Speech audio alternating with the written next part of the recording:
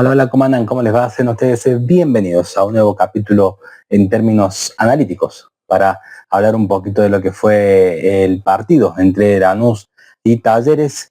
Un Talleres que parecía que podía romper esa racha que habíamos hablado en el video anterior de 11 partidos sin vencer al Granate. Estuvo realmente a nada de lograrlo, pero no pudo sostener una ventaja que le costó mucho conseguir y que en un abrir y cerrar de ojos terminó dilapidando, se podría decir, con goles en tiempo de descuento y que podemos titular, como justamente vamos a titular este video, que lo dejó escapar. Un Talleres que le cuesta mucho hacer goles y cuando los convierte, cuando los hace, le cuesta el doble sostener esa ventaja. De eso vamos a hablar en el capítulo del día de hoy. Entonces, vamos para allá con el análisis del empate entre Talleres y Lanús.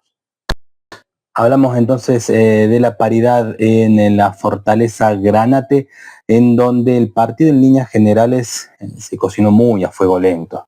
Hubo pasajes del partido donde no pasaba demasiado, donde se estudiaban tanto Lanús como Talleres, donde el albiazul tuvo en términos porcentuales más tiempo la pelota, pero que Lanús mostró que quizás teniéndola menos puede ser más directo, más vertical y generar, me animo a decir, en el ping-pong, solamente hilando fino, que Lanús quizás tuvo más chances claras que el propio Talleres, a pesar de haber tenido la pelota en términos porcentuales, insisto, un poco de tiempo más, ¿no? que el Granate, esto obviamente en términos estadísticos.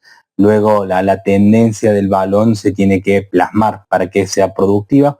Y eso es lo que parecía imponer Talleres, al menos en los primeros minutos del primer capítulo, donde con un Galarza, que a mi entender fue la figura del equipo, fue el eje, fue la manija, parecía dirigir la orquesta de cada ataque y que el gol estaba próximo a caer, De Pietri así lo amenazó, pero se fue diluyendo con el correr de los minutos, tal es así que se lo sigue viendo a un Ronaldo más batallador y combativo que jugador, que explosivo, que mostrando su faceta goleadora, como lo mostró por ejemplo en el primer partido con Newell's. Un De Pietri que alterna buenas y malas, está en un buen momento, pero no deja de ser un jugador que tiene otro tipo de recorrido y al área no llega quizás con tanto combustible como se espera de un delantero centro, y un Baroni que alternó también buenas y malas. Quizás el partido donde, entre comillas, menos determinante fue el jugador de 17 años, en un Taller que lo dicho, ¿no? Se empezó a manejar el partido, a imponer bases en condiciones, pero que no supo vulnerar una defensa de Lanús que con algo de orden, juntando las líneas, le impedía a Talleres poder filtrar pases. Hubo una jugada muy interesante que encabezó Galarza, que tocó para Baroni y que no terminó de buena manera con Ronaldo, si no me equivoco, pero fue lo único en términos de claridad ofensiva. Y contrariamente, conforme pasaban los minutos, Lanús se fue sintiendo más cómodo e incluso tuvo una chance muy clara con Toto Salvio, que bueno, si era gol quizás había que revisarla, pero Guido Herrera se encargó con una gran atajada, se encargó de dilapidar cualquier tipo de revisión o polémica a la vista. En el segundo tiempo daba la impresión, al menos en la previa, que el partido podría destrabarse antes, que podríamos ver un juego más dinámico, más fluido, pero fue incluso todo lo contrario, lo mismo en líneas generales que el primer tiempo, en Talleres queriendo sin poder, con Ortegoza alternando más malas que buenas, con Galarza quizás muy solo en el medio campo, una esfuerza que a mí todavía no me encaja, no me engrana la función que tiene el exjugador de Newell's. Lo sigo insistiendo, los tres volantes de media cancha, a mi entender sobra uno, póngale el nombre que quiera, Galarza una fija, después puede sobrar Ortegoza, Esforza, Río, Cáceres, pero me parece que tres volantes no terminan ni ser productivo en la creación ofensiva, ni tampoco en el retroceso defensivo y terminan partiendo el equipo. Eso por lo menos mi modo de verlo. Tevez obviamente lo sigue probando de esa forma porque seguramente así lo entrena y ve la mejor alternativa para este equipo, ¿no? Después la mala noticia para Talleres con la lesión de Pietri, una lesión más sumada a la de Baloyes, la de Bartichotto, una lesión más en el inicio del torneo, en un inicio que sí hubo varios partidos consecutivos, pero tampoco es una agenda tan apretada. Obviamente son lesiones fortuitas, pero al ser musculares quizás uno entendería si fueran más partidos consecutivos, y en este caso no lo son. Es simplemente, bueno, evidentemente hay una preparación física, pero también algo de mala suerte para un jugador que se estaba encontrando con su mejor versión, que hoy, lo he dicho, alternó buenas y malas, pero había hecho un gol en Copa Argentina, había jugado un buen partido con Platense, había anotado con Newell's, venía en alza, ¿no? En una curva ascendente, y una pena para lo que venía demostrando De Pietri. Eh, y Talleres, lo insisto con lo mismo porque al segundo tiempo lo vi muy similar. Se empieza a diluir conforme va creciendo en el campo de juego, y no llega con claridad al arco, en este caso el Lozada, que no recuerdo que haya tenido una intervención clara. Me da la impresión que terminó con el buzo limpio el arquero de Lanús, lo cual es todo un indicio, un parámetro, salvo alguna que otra atajada, no tuvo serias intervenciones. Y lo contrario para Lanús, que cuando encontraba la pelota, que no la encontró tanto, pero cuando la encontraba creaba peligro, sobre todo con Marcelino Moreno, un jugador realmente muy picante, que lanzó un centro, y el jugador Peña Biafore, por ejemplo, tuvo un cabezazo realmente que pasó muy cerquita. Fue, a mi entender, junto con la de Toto Salvio, las chances más claras del encuentro. Y cuando todo daba a pedir del empate, me da la impresión que el 0-0 no estaba mal, porque no había pasado mucho, era un encuentro discreto, pero la pelota parada está para, entre otras cosas, desnivelar las balanzas cuando hay tanta paridad, cuando son esos partidos que se resuelven por detalles. Talleres pareció encontrar la llave de ese cerrojo. Me sorprendió el centro de Rick, la verdad no lo esperaba como ejecutante, no estaba varón ni a esa altura, y más aún el cabezazo de Río, que fue realmente muy bueno, se sacó la marca y cabeció realmente muy bien, con mucha fuerza y precisión, y daba la sensación que Talleres por fin rompió ese maleficio de poder ganarle a Lanús después de tanto tiempo, del año 2017 que no lo consigue. Pero en la jugada siguiente Aquino estableció el 1-1, una serie de, si la vamos fino nuevamente, por ahí desaciertos defensivos, recibe muy solo a Aquino en la puerta del área, un remate seco. Me da la impresión que Red estaba muy tapado, muy difícil poder atajarla abajo al primer palo.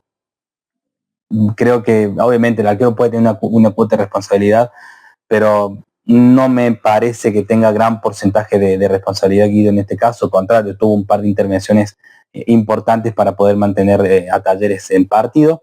Y de esta forma al Albiazul se le escapa a otra victoria más, como se le escapó aquella con Vélez, que empezó ganando y no lo pudo sostener, con diferentes matices, claro está. Y con Platense, que era, quizás en los 90 era un empate, no daba para mucho más, pero un gol en contra, remarco nuevamente lo insólito que fue el tanto en contra de Báez, le quita a Talleres al menos ese punto que había conseguido trabajando, y que, bueno, obviamente si no se puede ganar, es importante no perder.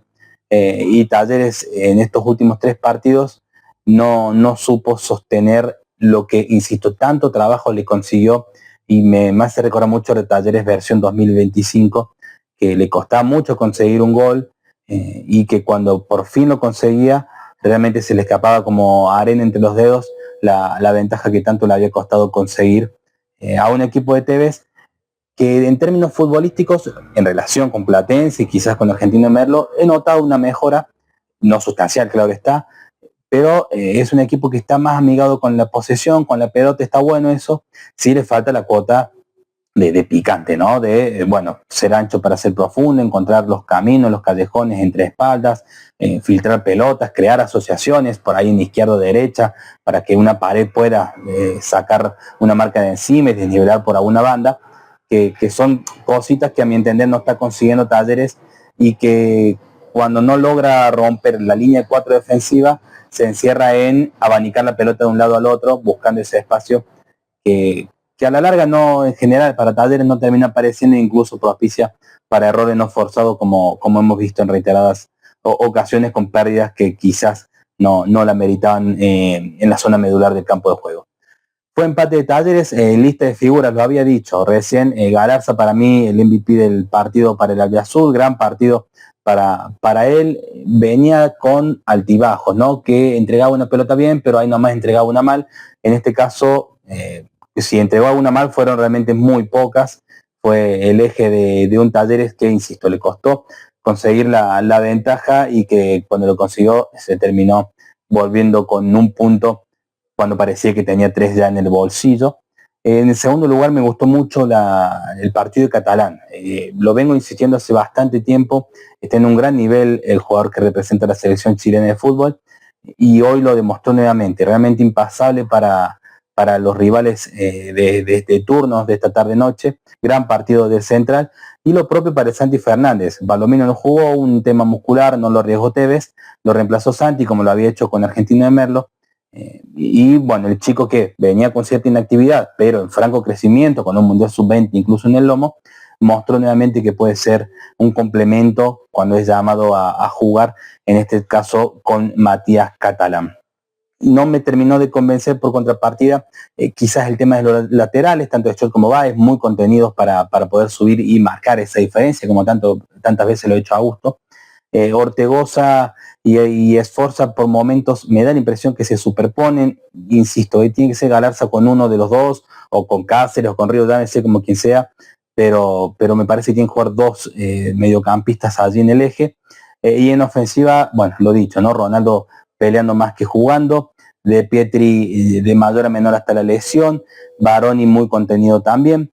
En el segundo tiempo ingresó Dávila, bien el chico, siempre entra con mucha enjundia, con mucho coraje, con muchas ganas.